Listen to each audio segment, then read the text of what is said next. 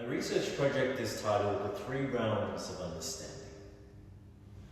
It presents a mystic approach to the concepts of race and ethnicity. Mysticism being the belief or practice of connecting to a greater truth, another plane of existence, or gods and deities. But my approach is more structural. I hope to present race and ethnicity as concept materials, things to be shaped, molded, and manipulated like clay, wood, or performance. Today I'll be talking about the second chapter in my exegesis that speaks on the topics of race and racism using the work of Adrian Piper's examples and structure along Buddhism's Four Noble Truths. The first noble truth is that of dukkha, loosely translated to suffering. The first noble truth tells us that suffering is an inevitable part of it. It encompasses minor inconveniences like getting caught in the rain, to the depths of suffering like being struck by metaphorical or literal arrows and carrying them about. A form of dukkha Adrian Piper addresses in her work are the confines of racial identity within a reductive racial discourse. This excerpt shows the different ways she has tried to escape it, from moving countries, publishing her complex genealogy, and in 2012 she retired from being black. None of it worked. These efforts show the different ways in which, as Fano points out, we are overdetermined from without. But that's not to say that Piper doesn't think she's black or hates being black, but rather she does not want to identify as black within a reductive racial discourse. This work, a self-portrait that exaggerates some of her features, speaks to this distinction between being and appearing as such. This phenomenon was highlighted by Edward Said, who presented the idea of representation as a theatrical stage. Phenomenologically, our perception of other cultures is mediated by representational signifiers and images instead of direct experience or contact. So in order for artists to appear as visible members of their foreign group or heritage, they must adopt these representational signifiers and images like masks or roles or acts. This often leads to a catch-22, damned if you do, damned if you don't, dukkha dilemma. In order to critique the stereotypes, we must speak in the language of the stereotype. Piper's work, Race Trader, explores the reductive racial discourse further.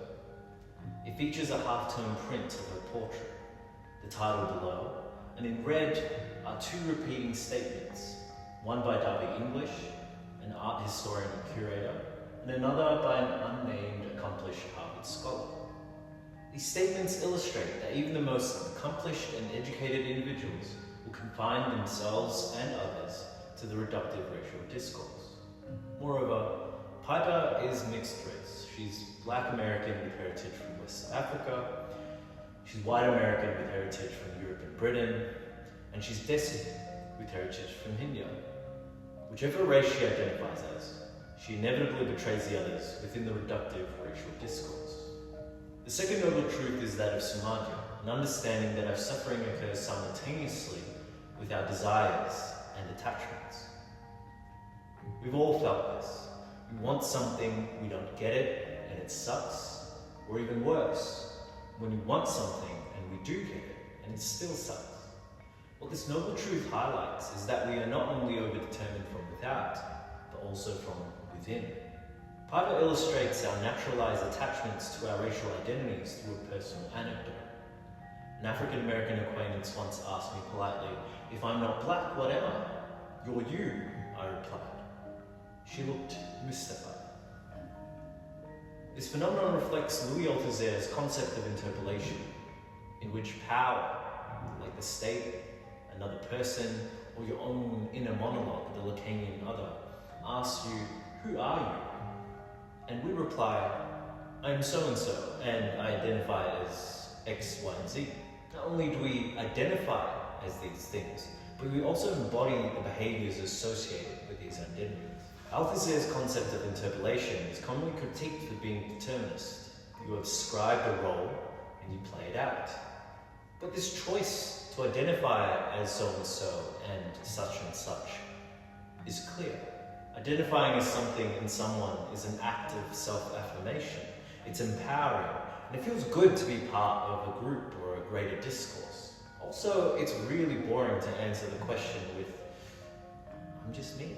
An understanding of Sumaja allows Piper to unpack a phenomenon known as white fragility. Racism is bad, but because of our individualized societies, we often present this problem through localized questions. Am I racist? Are they racist? Is this institution racist? But what this discourse obscures is the ubiquitous nature of systemic racism. Just like the statement, there is no ethical consumption under capitalism, there is no ethical consumption under colonization, either here or abroad. A work that unpacks white fragility is Piper's Safe, an installation where four corners of the room have images of smiling black families with benign statements like, "You are safe," or "We are among you." Additionally, and most importantly, a spoken word element. Just good intentions. I really do. But I'm just really having a lot of trouble with this piece. I feel real manipulated by this, stared at, laughed at if you want to know the truth. All these sardonic smiles, it's like I'm supposed to be the butt of some private joke or something. You know, I really don't see what's so funny. I just can't relate to this. All these faces just seem so menacing. They're so unfriendly. I guess it's just a little too militant for me, you know, really a bit heavy-handed for my taste. That's it. It's just too explicit. You know, this is very aggressive work, and I really don't need to get hit over the head with this stuff, you know. I personally think understatement would have been the way to go here. You know, a kind of subtle ambiguity, a sort of je ne sais pas quoi, would have been so much more effective, really. Whereas I feel positively assaulted by this piece. You know, the problem here is that the piece just gives me no aesthetic space. There's no way you can avoid the message here. It leaves no room for interpretation, no room for the use of the imagination, for flights of fancy. I mean, there's just no way you can escape what the artist is trying to tell you. Not that I want to escape anything. I already do feel completely safe with black people. Believe me. I mean, on some level, I really don't even know what the problem is.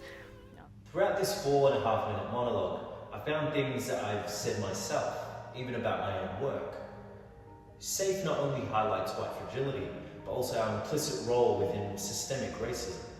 The third noble truth is that of Nirodha, suggesting that we can release ourselves from the cycle of suffering by letting go of our desires and attachments. Adrian Piper's work in the 57th Venice Biennale features a series of prints where the faces were scratched out and overprinted with the statement, "Everything will be taken away." This idea illustrates Piper's yo-you in the Buddhist concept of anatma, or non-self, which is less of a thing, but more of a journey or a process. Piper's conception of non-self is rooted in ancient Eastern philosophy, but it can also be found in ancient Western philosophy. Ancient Greeks did not see selfhood as something that could be known by humans, aligning with Jean Baudrillard's sacramental order. As Foucault points out, in ancient Greece, the idea of knowing oneself was separate to the idea of taking care of oneself. But this distinction has blurred over time. Now, with libraries of self-help books, biometric readings, and TikTok influencers telling you how to live your life, the ancient concept of non-self, of not understanding who you truly are, is not only outdated, but counterproductive to the modern conceptions of selfhood. Another seemingly outdated concept is the fourth noble truth, the Eightfold Path. It's a strict ascetic guideline in how to reach enlightenment, telling you how to act, speak, think, feel, and how to adopt the right attitude. Such a stringent, totalizing worldview is rarely seen today. unless you're Peter Singer, who highlights the inherent speciesism in animal rights and the moral obligation for people in affluent societies to give as much as possible to the less fortunate. Instead, in a grey, globalized, interconnected society, we apply a more fluid ethics, the ethics of ambiguity, in which we are required to stay with the trope. Moreover, because the world is so complex and digitized, we are often required to apply our focus to many things at once. With these conditions, our capacity for empathy is often reduced to apathy. While the Eightfold Path might seem out of date, the underlying principles are still relevant today. The first is that ethically, the small things count. The second is that these small things require deep, contemplative attention. Piper's work, My Calling, reflects these principles. This was a 20-year-long conceptual piece in which Piper would hand out these cards to people who had misracialized her or had said something insensitive or racist. This work shows that racialization is an everyday ethical choice, and that this choice requires deep contemplative attention. I want to end this presentation by presenting the attitude Piper approaches her work. She has a conceptual piece, The Order of Celestial Laughter, an invite-only group consisting of members who possess the ability to laugh at themselves. The group's credo reflects Camus' concept of absurdism. Influenced by existentialism, Camus suggests that instead of trying to find meaning in a meaningless existence, one should consider the absurdity of such a task. He illustrates this dilemma through the myth of Sisyphus, an ancient king who cheated death and was tasked to push a boulder up a hill for all eternity. He suggests that one must imagine Sisyphus happy, embracing the absurdity of his task. In Piper's decades of trying to escape the reductive racial discourse, one must also imagine Piper happy, or perhaps celestially laughing.